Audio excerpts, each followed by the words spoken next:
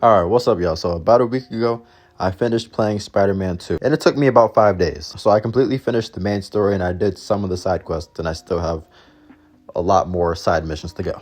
But, with the main story completely finished, that gives me a lot to talk about. So, I'm going to be talking about the story a lot more than the actual gameplay, because that's what interests me most, to be honest. But I will say that the graphics here are amazing. New York feels really alive. The gameplay is incredible. The characters look even better. I really like this face model of Peter way more than I liked him in the remastered version, like when they had just remastered him in the 2018 game. He looks older here. He has more of a swag to him, but he still kind of looks like that awkward Peter Parker. He just got a little swag to him now.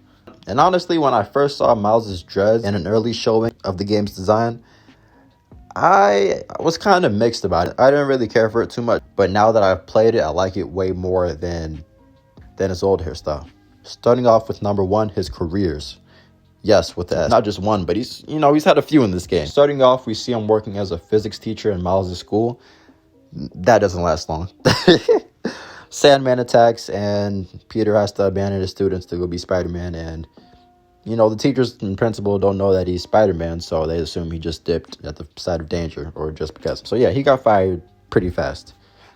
But Harry returns, and his big surprise to Peter is that he started a new company called the Emily May Foundation. Emily was Harry's mother and Aunt May for May, and their goal was to quote-unquote heal the world. But eventually it's destroyed, but Peter restarts in Aunt May's, now his garage. Getting on to number 2, I want to talk about relationship. Now, this is the first time where we see Peter in a lasting relationship. Now, in Far From Home to No Way Home, Peter was with MJ for 2 whole movies, but then he lost it all in the end.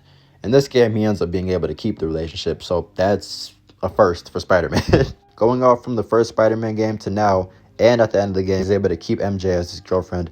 So that's a Spider-Man first, and that's basically an accomplishment for him. But through this relationship, we see so many layers being peeled back throughout this game. We see MJ start to work for J. Jonah Jameson when she really doesn't want to. She just wants to be able to help Peter. We see MJ offer to help Peter pay the bills because Peter can't keep a job because he's so busy being Spider-Man. We see MJ do so much. And I'm not discrediting Peter because he does so much. I'm just mentioning that because of what I'm about to say next. So there's a point in the game where MJ gets taken over by the Venom symbiote. And in that, it's bringing out her innermost feelings and desires that she kind of keeps suppressed. She feels like she's doing everything just to make Peter happy. And she feels like it's never good enough, anything she does. Well, really, it's the symbiote trying to tell her that, but she eventually fights it, says that it's not true and all that. But in the conversation, we see that MJ took the job with J. Jonah Jameson just to help Peter. She feels like Peter never has time, and every time that Peter says he's going to do better, he doesn't. All this type of stuff, and we see Peter just apologizing and crazy, really feeling bad and stuff. And once MJ is freed from the symbiote, she quits from J. Jonah's job. So that in a way does let you know that was sincere, even though she was taken over by the Venom symbiote and she was fighting and stuff. That part of the conversation was very sincere. She just probably wouldn't have come across as harshly in her right state of mind. But this is definitely one of my favorite versions of MJ. She's very active in helping Peter. We see her sneak into layers, take down bad guys with gadgets. She's a very good reporter, a very good girlfriend. She's also a really good friend to Harry. So MJ's character in this game is good. The relationship in this game is very mature, even though the communication is kind of rocky because of how much time Peter devotes to being Spider-Man. And these are things that, they touch on because Peter says he didn't know that she felt like that because they didn't communicate well. So this game definitely did a good job with their relationship. Number 3, I want to talk about friendships. Now, this game has the best iteration of Harry Osborn. It's definitely in contention with James Franco's iteration. The friendship between Harry and Peter was felt at a deep level. It was really felt because there's a part of the story where they're just basically taking a trip down memory lane at their old school. And we, the audience, are shown flashbacks to their life in high school when they were younger, about a decade ago. We see how much Harry cares for his dream. We get to see him and Peter goof around and sneak around the school.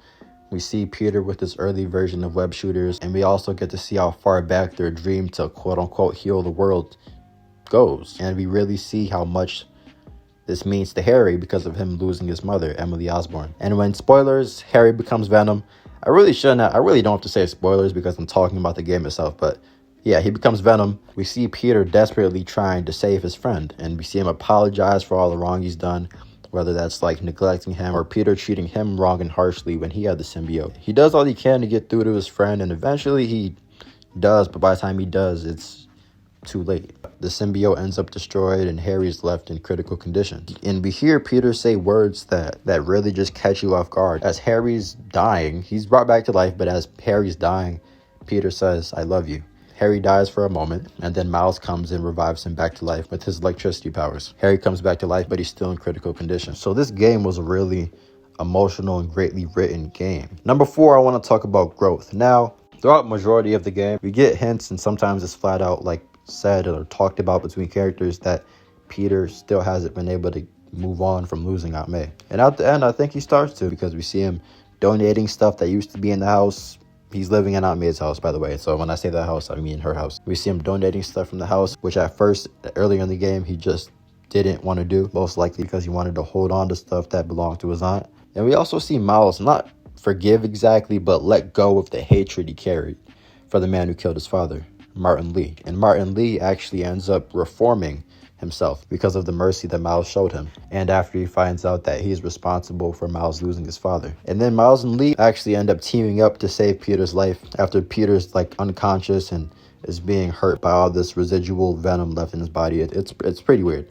Basically, Lee and Miles go inside Peter's subconscious because basically at a point in the game, I mentioned this earlier, but Peter got the venom symbiote. Eventually, he lost the symbiote thanks to Miles' help. But Dr. Connors told him that there is probably some residual, some leftover venom left in your body.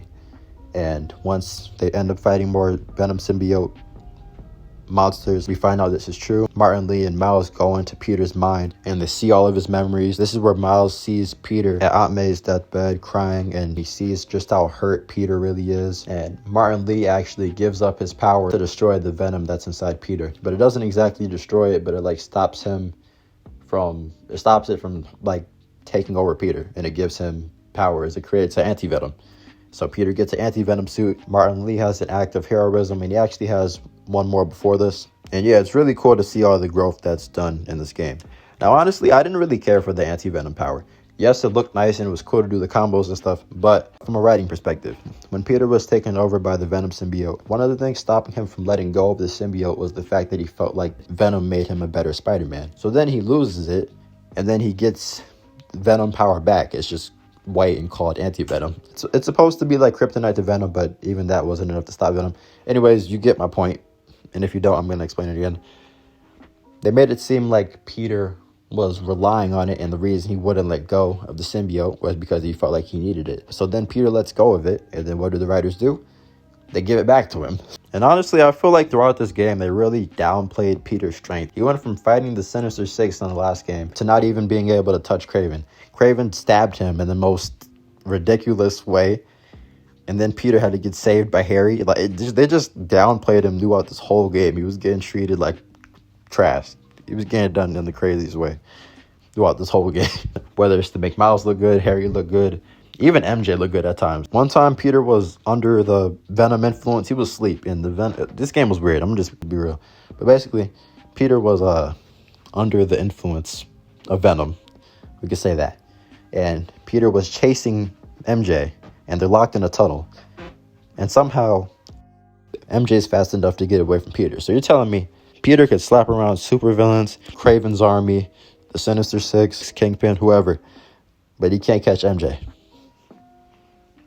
They just keep putting him in these like weird scenarios to where he just looks weak or not fast enough to make someone else look better. So even though this Peter has over a decade of experience and he was really good in the first game, they make it seem like he needs the anti-venom to be more. And even when he got the anti-venom, they still was doing him crazy. They made it seem like the anti-venom was like the way to stop venom, because it's literally anti-venom. And then this dude Peter still gets knocked out and tossed around at that. Venom picked him up like, "Is this your king?" I'm like, no way. This is supposed to be Spider-Man game. You getting done like this? And to talk about powers again for a second, Peter has these tentacle things that are like Iron Spider's arms. Miles gets a power boost and a color change, and yeah, that's pretty much it for the powers. The powers were actually pretty interesting throughout the game and stuff. So yeah. So number 6. Let's talk about villains. Now, the introduction of Kraven as a main villain in this story is actually great, considering he hasn't been done in live action before. He has a live action solo movie coming out, It just hasn't come out yet. But in this game, he's searching for an opponent that has power strong enough to destroy him so that he can basically go out against someone that he sees worthy. And that someone ended up being Venom. Speaking of that, having Harry as Venom is actually way smarter here than having someone like Eddie Brock, because on top of Harry being Peter's best friend, making him more reluctant to fight him, Venom is Peter's superior in every single way. And this Venom's a literal tank. If Venom is this big, I can only imagine how big Hulk is in this universe. And on top of that, in the end, when Harry is left in critical condition, Norman believes it was the Spider-Man who did this to his son. And that is a great way to naturally create and build the Norman versus Spider-Man rivalry and hatred. And on top of that, as Harry is in critical condition, Norman calls someone and tells them to get the G serum ready. And I think that this can do a multitude of things. One, Harry could come back healed and with new powers as the Hobgoblin, and he has no memories of what happened, and he can be manipulated by Norman into thinking that the Spider-Man did this to him, since that technically is what Norman believes too. Number two, I think Norman could try to heal Harry, and the serum just doesn't work, and Harry doesn't come back, and in an act of rage, Norman takes it.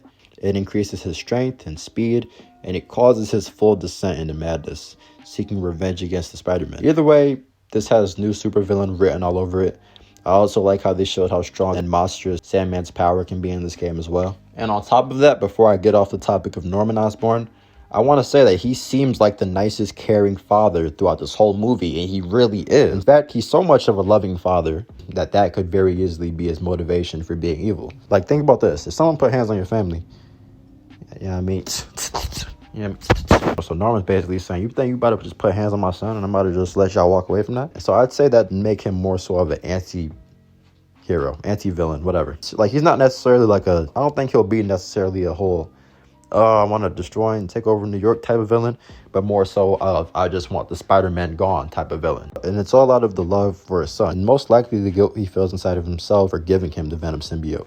So it's a lot of anger, some misguided, but I feel like this is such an interesting angle to play with, and you could really do something great with that. But seeing him turn into a villain would actually be really interesting, because he seems like such a nice guy in this game, someone who just loves his son, and then something happens to his son and he's like a whole different person. So that's something that could really be interesting as well. Number 7, we're going to talk about Peter passing the mantle, with Peter trying to make more time for MJ after everything is all fixed with the whole symbiote city takeover situation. Peter's trying to build a new career and just overall trying to find some stability and focus on managing certain things in his life other than being Spider-Man.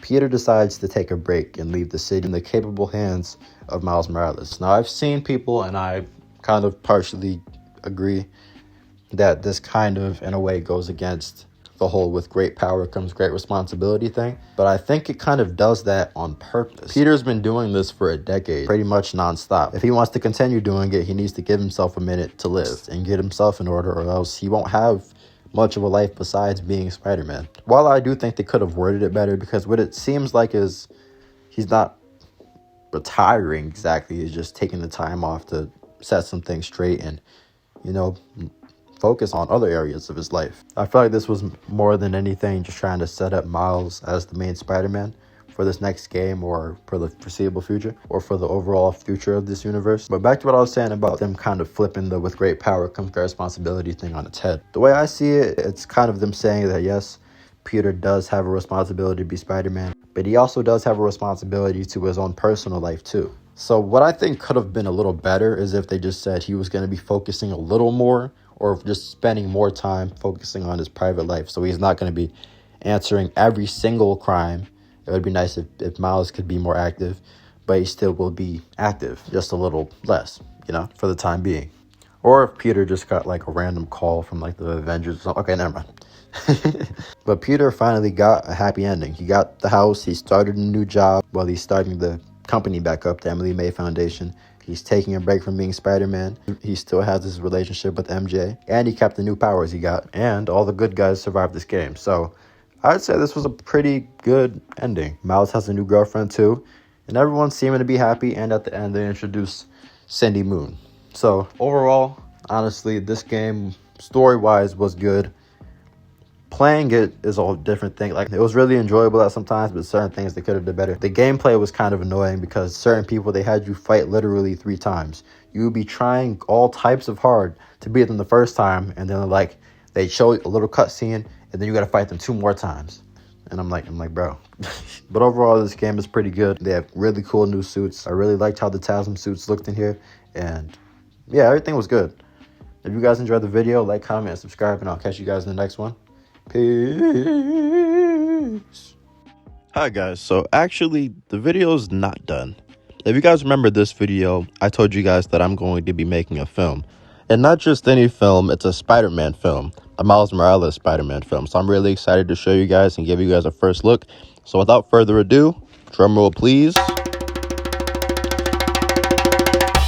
This is my friend Angel. He's going to be playing Miguel O'Hara in this film. Miguel is going to play a very big role in this film, and I'm very thankful to have him as one of my cast members and to have him playing this role. I really think the suit looks amazing, and I'm really excited for you guys to see more of it. And eventually, I'll be posting the behind-the-scenes footage. I'll be introducing you guys to more cast members. I'll be releasing trailers. I'm going to do a suit reveal for Miles Morales very soon. So I'm really excited, and I thank you guys for the support. And if you guys have enjoyed, I'll catch you guys in the next one.